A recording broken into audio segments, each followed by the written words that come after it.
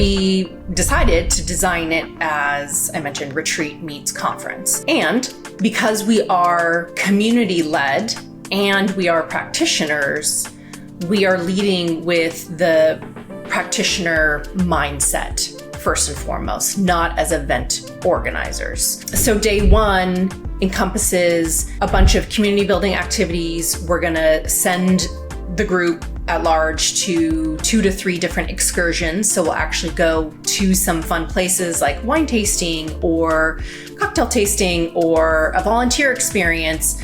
And it helps build that community networking. But at the same time, we're going to do something fun. But we're also building in speaker sessions at each of the venues. So it's kind of work hard, play hard on day one. Day two is really where a lot of the work you're doing to build out true breakout sessions and tracks, where we will have recruiting strategy, recruiting hot topics and controversial trends. We will have rec ops and innovation. We'll have workplace culture and wellness. 4 different big bucket areas that our practitioners really want to hear thought leadership in. And all of the panels or speakers will be practitioners. They will not be vendors. And then at the end of both evenings, there will be community cocktail hours or dinners. Instead of traditionally at conferences, you're waiting for a dinner invite or hoping you get an invite or where am I going to go? We will be collectively enjoying after hours events together. Exactly. And that's a big part of what I want people to experience is peers on the stage talking about how they've resolved challenges that they've experienced that the people in the audience can relate to. And that's not to say that doesn't happen in other venues, because I'm sure it does.